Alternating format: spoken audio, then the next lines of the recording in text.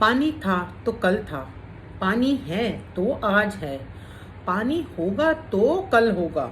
It is as simple as that. Water scarcity is scary. It is very, very scary. Water scarcity creates a vicious cycle of deprivation, helplessness, and absolute poverty. While if water is available, it immediately triggers a virtuous cycle of growth, development, health, well being, economic opportunities, stability, and most importantly, prosperity.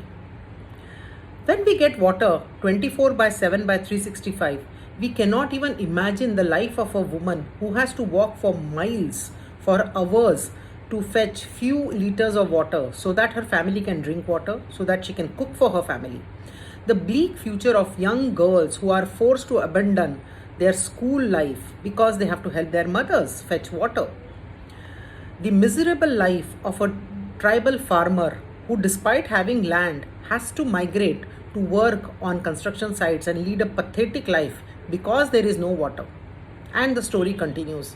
Year after year, generation after generation, this chaotic, unstable lives caused due to water shortages continue. Ra Foundation went to these tribal areas of Jawar and Mokhada in Palghar district first time in 2014, and the scenes we saw there were absolutely horrifying. The woeful scenes, they were really, really shocking. We immediately decided to do something about it. We had to do something about it. The first step we did was to understand the situation. Now, these areas are some of the highest rainfall areas in Maharashtra, almost 3,500 millimeters of rain. Then what happens to this rainfall? What happens to the water that gets collected during the monsoon? Why does it immediately run off? What really happens?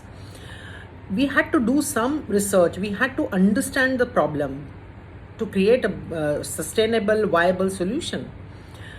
We understood a couple of things. One was the hydrogeology. We were part of Jawar and Mokhada are part of northern Western Ghats, and the entire mountain range was built of compact basalt and the VAB. The second problem was the size and condition of existing rainwater harvesting structures. They were really small and they couldn't hold enough water which would last throughout the year.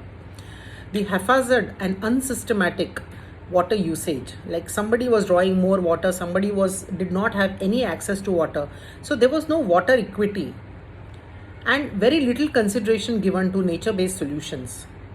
Based on these understandings, based on these findings, we immediately got into action, incorporated all our learnings and findings to create a model that first would make all the villages water secure and then strive to make them water positive.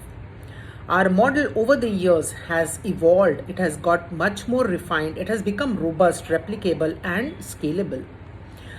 So, what is our model? We get into action once the village that needs the solution approaches us. They send us a letter of invite on the letterhead of the Gram Panchayat. This ensures the most critical stakeholder, that is the local government, the Gram Panchayat, is onboarded. Next step is to map out the existing water structures, both natural and man-made.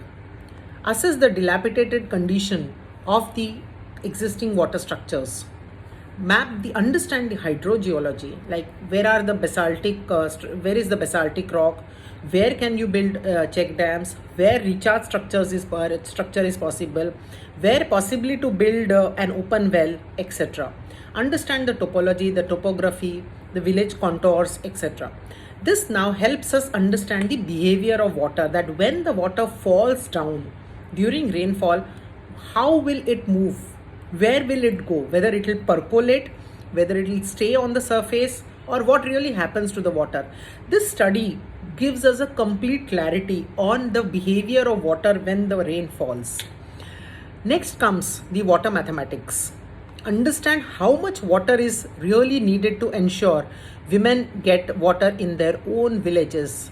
Drinking water security is ensured.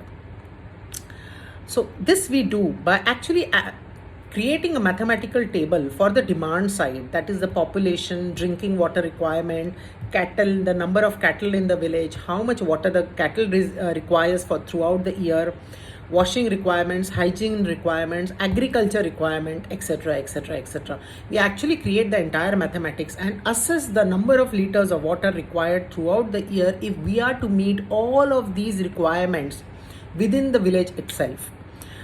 Now, once the demand side analysis is done, we get down to understand the supply side situation.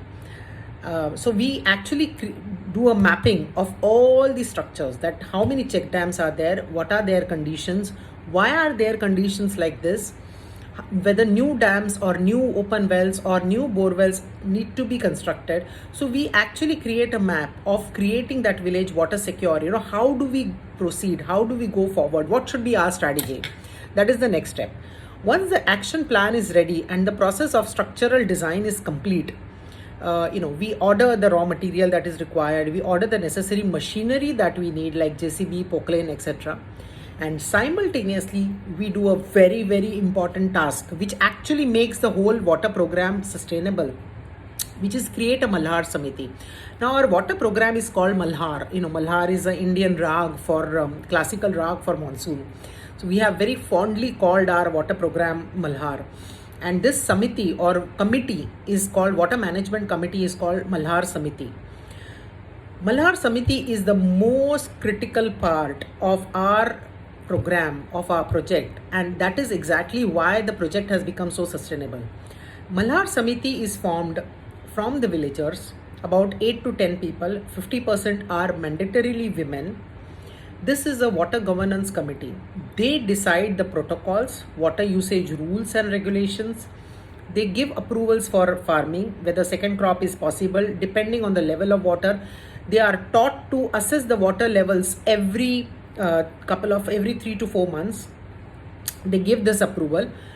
They allow construction activity or they disallow, depending on the water situation. They will allow or disallow marriage functions in the village, etc.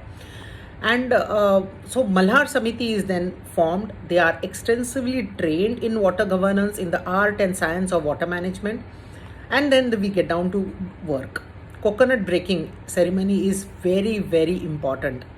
Typically, check dam takes about 30 to 35 days. Open well will take between 15 to 20 days. Bore well with recharge structure takes about 10 days.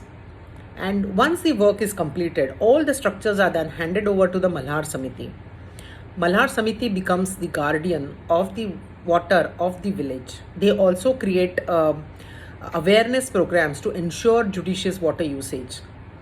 Our model has become extremely sustainable, and we have replicated this model across 95 villages and have made water perennially available for 30,000 tribal villagers.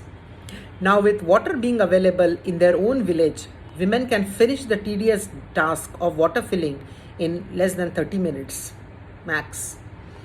She has all the time in the world to take care of her children better, cook hot meal for her children, which ensures their well-being and their good health, do an economic activity, or just take rest. She needs rest. Life is better, happier, healthier, and families are confidently changing the course of their lives. A virtuous cycle of growth, development, and transformation is underway, and change is absolutely visible. Water has created this magic. On this World Water Day, let us all value water and do our bit to make this water secure world. Thank you.